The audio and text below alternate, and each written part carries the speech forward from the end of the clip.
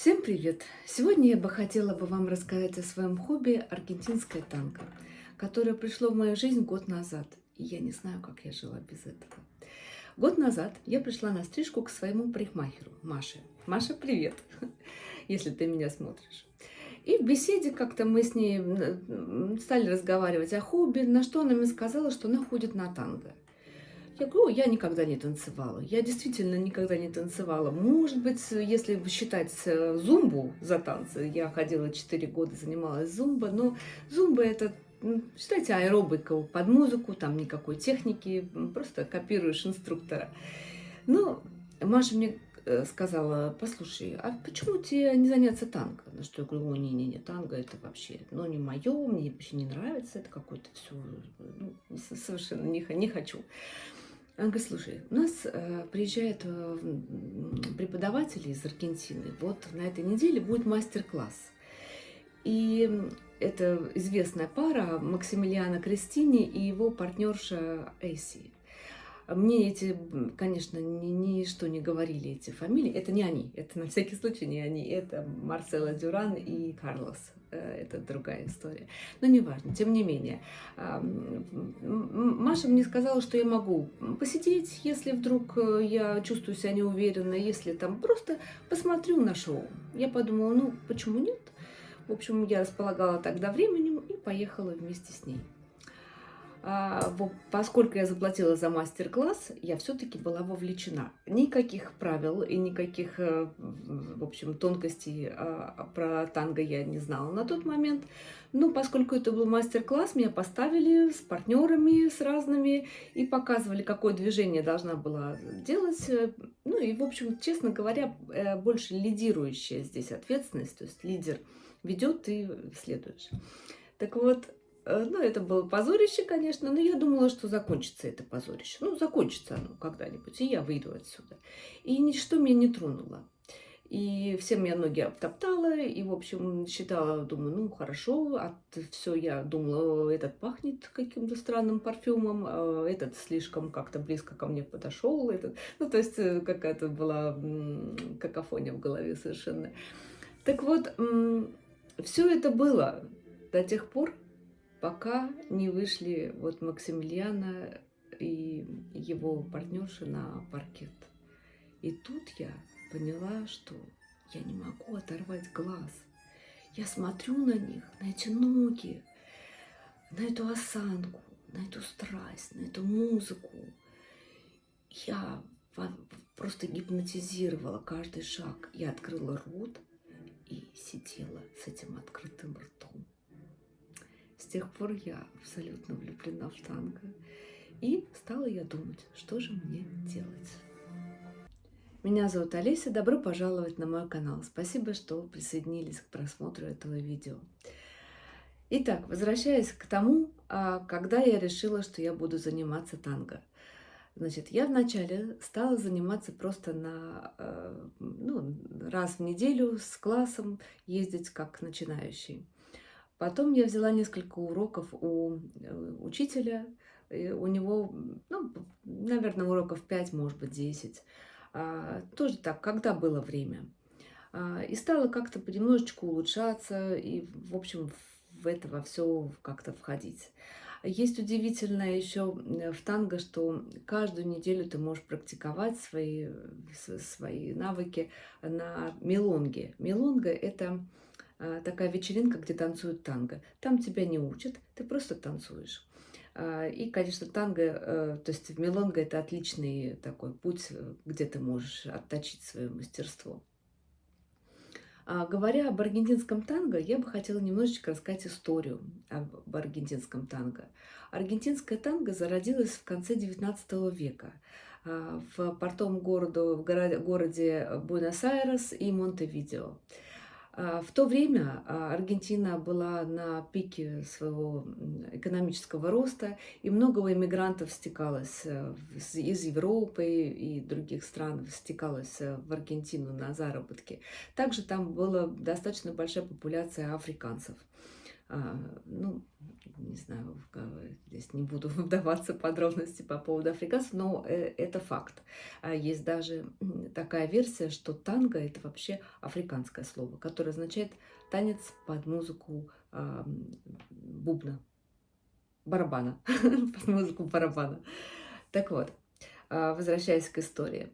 А, Танго — это смесь различных культур, которые вобрала в себя и кубинская хабанера, аргентинская мелонга, мазурка, полька, вальс, фламенко. И все это смешалось, и тут родилось вот это вот что-то невероятное.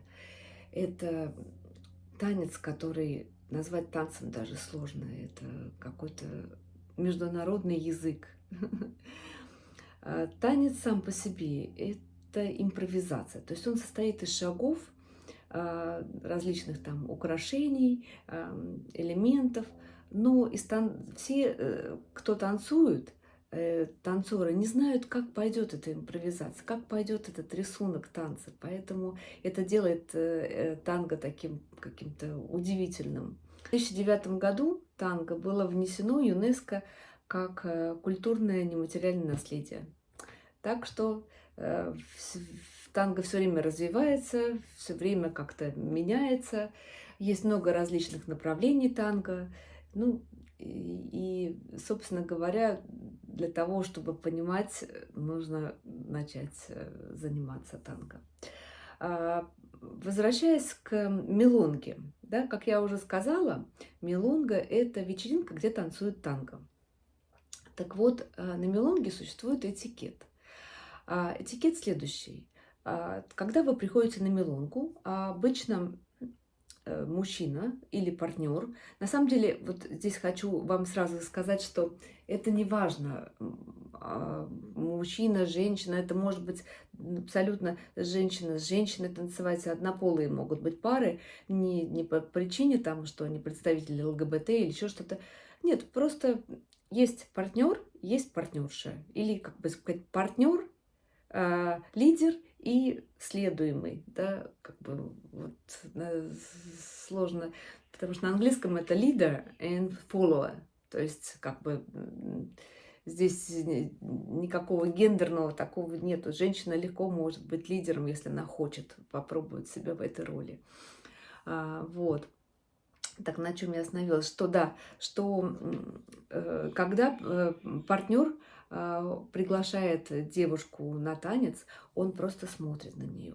Он, скажем, здесь само приглашение возникает только по взгляду. Он может так показать на танцпол, так пойдем потанцуем, либо же просто посмотрел на девушку, которая ему интересна, и здесь она либо принимает приглашение, либо она смотрит на него немножечко, может улыбнуться, либо она не принимает, а тогда она начинает просто отворачиваться, главное не встретиться взглядом, либо там поправлять ремешок на туфлях, либо в сумочке копаться, либо разговаривать со своей соседкой. Так что, ну, правда, я встречаю достаточно часто, когда партнер подходит и приглашает, то есть мужчина прям подходит и приглашает. Я в этом ничего не вижу такого дурного. Ну, точно так же ты можешь сказать нет, спасибо, либо согласиться. Я обычно соглашаюсь. К тому же, откровенно сказать, не танцуешь ты все время с одним и тем же партнером. Это не принято. Если уже ты танцуешь с одним и тем же партнером, здесь что-то больше, чем танго. Здесь уже какой-то романтик, попахивает романтикой. Поэтому это и интересно танцевать с разными партнерами, почувствовать разный стиль, разный разговор. Когда ты в гармонии с танцем, ты действительно сливаешься в одно целое. Ты теряешь счет времени, ты просто весь растворен в этом человеке. Мне очень нравится, когда сравнивают танго следующим образом. Говорят, что танцующие танго — это 2 головы, 4 ноги и 1 сердце. Это абсолютно так. Порой, когда ты вот действительно соединился с партнером, это, это что-то, это весь мир. Это прекрасно. А, Сама мелонга — это вечеринка, да, на которой находится диджей, он ставит музыку, он ответственный за музыку и ответственный за тандам. Сама мелонга, она состоит из тандамов. Тандам — это 3-4 песни, которые идут вслед друг за другом.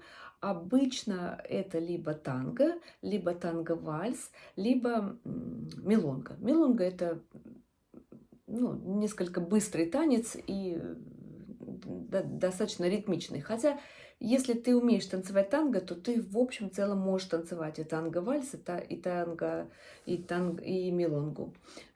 Потому что фигуры, собственно, все похожи. Мне, кстати, очень нравится мелонга, вот как танец тоже, очень веселый. Я обычно очень рада, если меня приглашают на мелонгу, особенно если человек умеет танцевать. Что я нахожу удивительным еще в мелонгах, это то, что вы можете приехать в любой абсолютно город, в любую страну и найти в календаре мелонги, где ближайшая мелонга и когда она происходит. Мелонга — это такое, скажем, это такая возможность, если вы путешествуете, если вы находитесь в каком-то городе, в котором у вас нет знакомых, или вообще вы просто хотите потанцевать, то это абсолютно удивительное времяпрепровождение. У вас есть возможность какие-то завязать новые знакомства, провести прекрасное время, посмотреть какие-то особенности танцев у других в другой стране. Также фестивали, танго-фестивали, они тоже проходят по всем странам. Вот у нас скоро состоится в Новой Зеландии фестиваль, я туда еду, и в прошлом году я была. Это вообще классное такое мероприятие. То есть несколько дней проходит, ты записываешься на разные мастер-классы, целый день танцуешь, какие-то изучаешь новые фигуры, а вечером мелонга. Мелонга пятница, мелонга суббота, мелонга воскресенье, и так далее. В общем, когда я в прошлом году приехала из фестиваля домой, я не могла ни войти ни в одну обувь, потому что я стерла все ноги вообще по колено. Я танцевалась очень-очень много и была невероятно счастлива. Так что фестивали проходят по всему миру. В России я знаю, что есть великолепные танцоры. Вот, кстати, одни из них, Михаил Точный и Эльвира, они приезжают к нам вот на танго в следующем месяце, и они просто удивительные, просто техникой и вообще шикарные. Значит, наверное, это то, что я хотела сказать про мелонгу и про фестивали, как позитивный такой момент для времяпровождения. Но еще несколько открытий, которые танго я сделала благодаря танго. Следующие. Когда я познакомилась с моим учителем, его зовут Питер, это мужчина, которому за 80 лет точно, то есть он такой в возрасте, бывший преподаватель, его осанка, его стать, его вообще, как бы сказать, горящий глаз такой, знаете, взгляд, какое-то желание жить. И подобных людей в пожилом возрасте я встречала на мелонге. Это женщины, которые, на них смотришь, и ты не боишься стареть. И вот это открытие для себя как-то, мне 48, да, то есть к 50 лет уже, наверное, я в прошлом думала о старости, так, как-то как я буду стареть, то, глядя на этих людей, меня это не пугает. Я готова стареть, как они. Они классные, и меня это очень, их образы меня очень вдохновляют. Наверное, и в заключение мне бы, наверное, еще хотелось отметить, что наверное, и моя, как бы сказать, работа, да, ежедневные мои вообще будни, они достаточно скучные. И я ношу очень часто спортивную одежду, я каблуки ну, практически не ношу в повседневной жизни. Мои платья висели у меня, там, не знаю, годами, ну, надевала там на Новый год, на какие-то празднования. Но когда я стала заниматься танго, то, конечно, я расцвела, моя женственность расцвела. У меня есть стимул нанести макияж, одеть какое-то красивое платье, которое я купила недавно, сделать педикюр, одеть свои туфли. И вообще я хочу создать коллекцию своих каких-то босоножек для танго, ну, красивых таких, знаете, со стразами, ну, в таком духе. Ну, в общем, вот это мой рассказ, это мое хобби.